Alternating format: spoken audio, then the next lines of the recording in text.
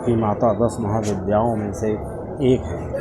एक बार श्री गणेश जी कार्तिकेय जी को श्री काली जी 10 महाविद्याओं की कथा सुना रही थी। ऐसा कहते हुए श्री काली जी ने जब 8 महाविद्याओं के बारे में बता दिया, चूँकि ये 9वीं महाविद्या है, इसलिए जब यहाँ पर आई तो श्री काली जी ने गणेश जी से कहा कि एक बार बहुत बड़ा पृथ्वी पर बवंडर आया, बहुत बड़ा तूफ़ान आया, और उस तूफ़ान को रोकने के लिए ब्रह्मा जी और विष्णु जी काफ़ी परेशान हो गए। तब सभी लोग श्री शिव जी के पास गए तो श्री शिव जी ने कहा, इस ब्रह्मांडी तूफ़ान को रोकने के लिए एक शक्ति की ज़रूरत है, इसलिए तुम लोग को एक शक्ति के पास जाना चाहिए, शक्ति की उपासना करनी चाहिए। उधर एक राक्षस था त्रिपुरासुर, वो जो है बहुत बड़ी तपस्या कर करके उसने सभी महाविद्याओं पर विजय प्राप्त कर ली थी। मतलब उसको लग रहा था उस समय जितनी महाविद्याएं थी वो कोई उसको हरा नहीं सकती थी, और उसने दूसरा वरदान ये मांगा था कि वो ब्रह्मांडी तूफान भंवर उत्पन्न कर सके। अब ये दोनों जब उसको मिल गए वर, तो वो काफ़ी ज़्यादा ब्रह्मांड में पूरा तहस नहस करने लगा, काफ़ी ज़्यादा तहलका मचाने लगा। ऐसे में सभी देवता बहुत चिंतित हो गए। अब उस देवताओं की चिंता का कारण वही था।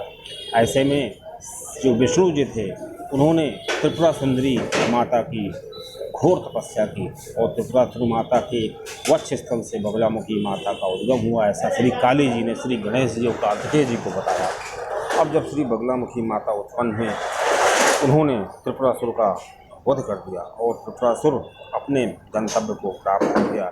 और उसके बाद जो बगलामुखी माता की पूजा करने का एक चलन चल गया और ये एक माता के रूप में आ गए। अब त्रिपुरासुर माता जो हैं ये 10 महाविद्याओं में से एक है बगलामुखी माता। इनका शुभ रंग, इनका प्रिय रंग पीला है। प्रिय वस्त्र, प्रिय रंग का जो वस्त्र है वो पीले रंग का वस्त्र पहनती है। तो इनकी पूजा करने के लिए हल्दी की माला से इनकी पूजा की जाती है। इनकी पूजा करने का समय शाम का होता है, रात का होता है, क्योंकि रात में इनकी पूजा इसलिए की जाती है क्योंकि रात में ही इनका प्रादुर्भाव हुआ था, इसी वजह से इनकी रात में पूजा की जाती है।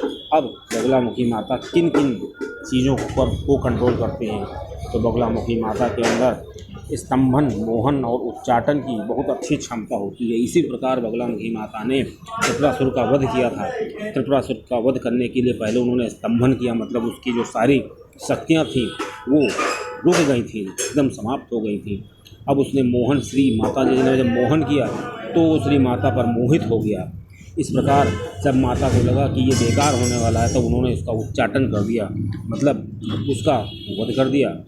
इस प्रकार की माता की जो पूजा की जाती है स्तंभन उच्चाटन के लिए की जाती है। मतलब श्री बगलामुखी माता की कलयुग में पूजा करने के लिए अगर किसी कोर्ट कचहरी का केस चल रहा है या किसी दुश्मन को रोकना है, कोई दुश्मन बहुत भयंकर है तो उसको रोकने, किसी को सताने के लिए इनका पूजन नहीं करना चाहिए, क्योंकि अगर किसी निर्दोष व्यक्ति को सताया जाएगा तो ये काफ़ी खतरनाक होगा और उसका अंत काफ़ी भयंकर होता है।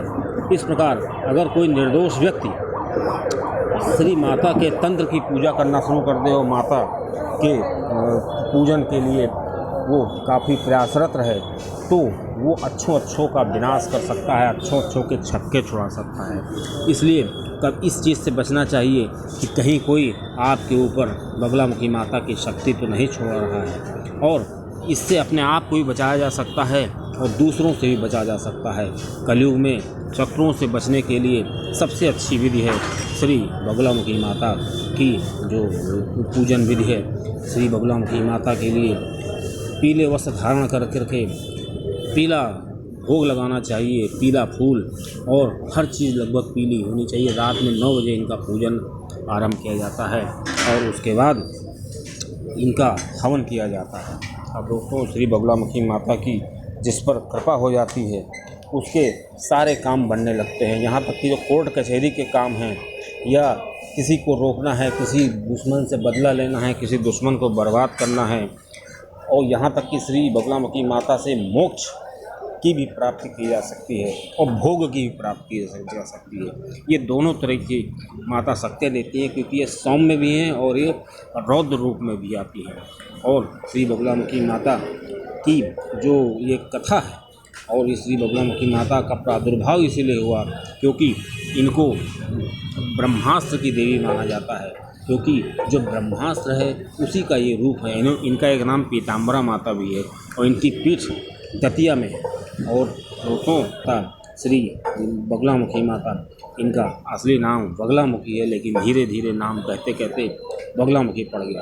दोस्तों इस प्रकार जो इनके भक्त होते हैं उनके अंदर काफ़ी क्षमताएं होती हैं और वो किसी से डरते नहीं हैं।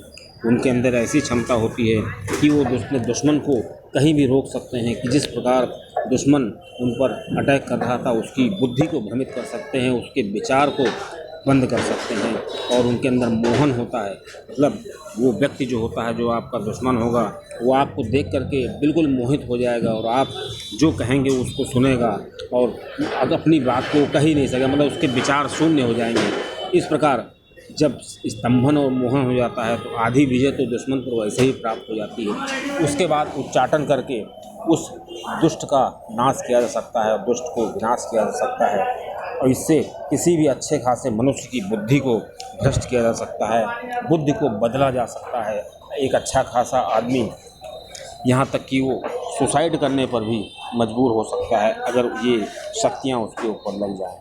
इस प्रकार बगलामुखी माता जो हैं वो बहुत ही उनका प्रचंड असर है और ये ब्रह्मास्त्र के नाम से भी जानी जाती हैं, क्योंकि ब्रह्मास्त्र के सारे गुण इन माता के अंदर होते हैं।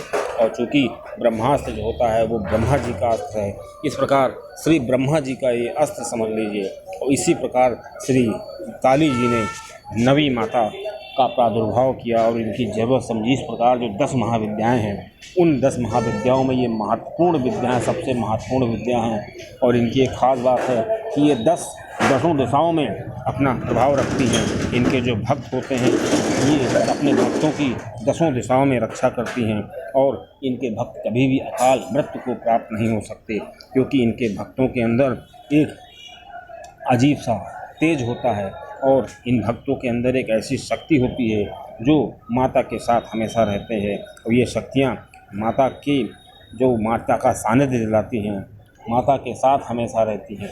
और जो ये भक्त माता को पूजते हैं उन भक्तों के अंदर एक ऐसा विश्वास होता है, एक ऐसी चमक होती है जिससे भक्तों का मनोबल काफ़ी ऊंचा रहता है। जो इस प्रकार हम कह सकते हैं जो बगलामुखी माता हैं वो कलयुग की एक प्रमुख देवी हैं और 10 महाविद्याओं में से एक महत्वपूर्ण विद्या हैं, जो कि कलयुग में साक्षात इनकी पूजा की जा सकती है और इनका अनुभव किया जा सकता है। जो बगलामुखी माता की जो साधना होती है वो बहुत ही कठिन साधना होती है, बिना किसी गुरु के सानिध्य में इनकी साधना नहीं करना चाहिए।